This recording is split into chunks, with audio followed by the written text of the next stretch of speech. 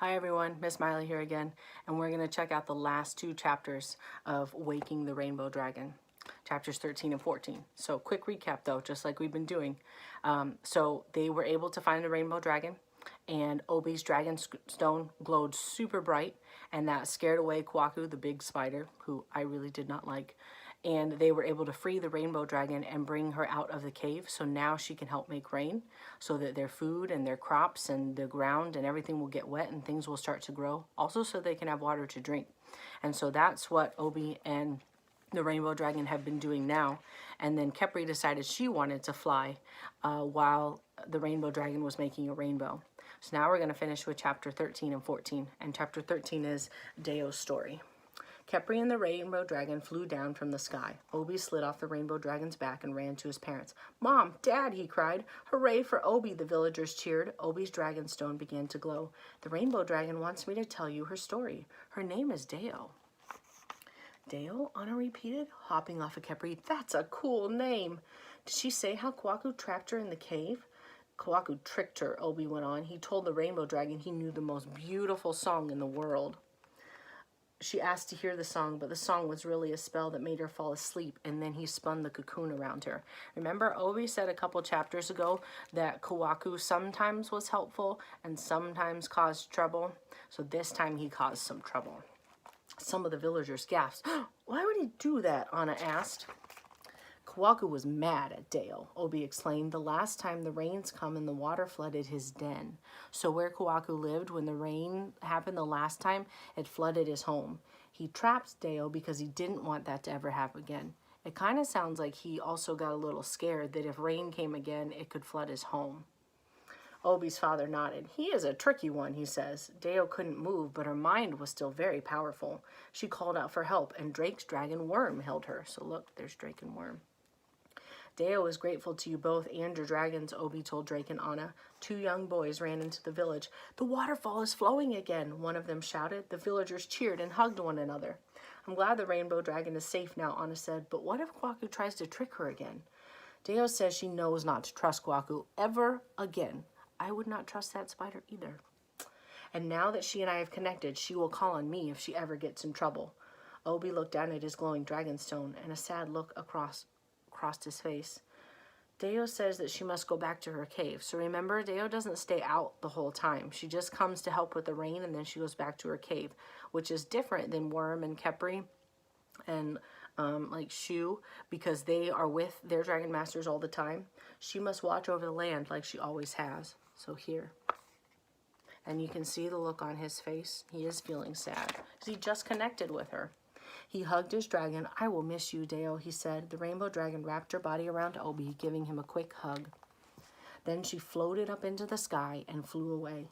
"I was hoping that you and Dayo could come back to Bracken and train with us." "We cannot, but thank you," Obi said. "The rainbow dragon belongs in this land, and so do I." "I understand," Drake replied. Obi's father stepped forward. "Thank you for helping our village." So see, they're telling him thank you.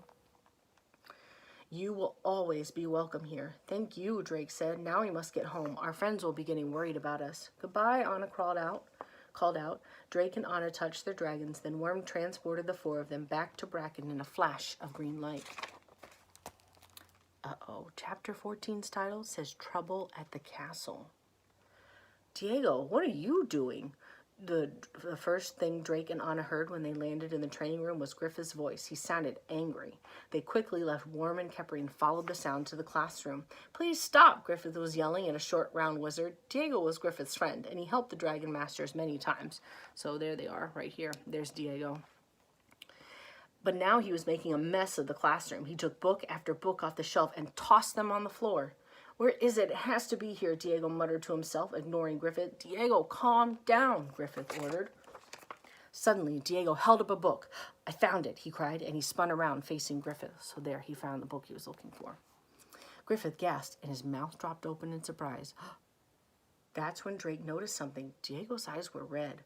"Diego, let us help you," Drake cried, but Diego had a special talent. He could transport just like Worm.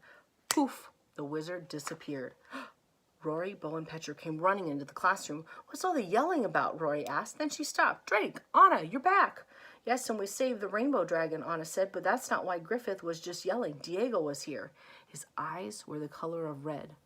Does anybody remember which person has red associated with them, or sometimes sent glowing red orbs?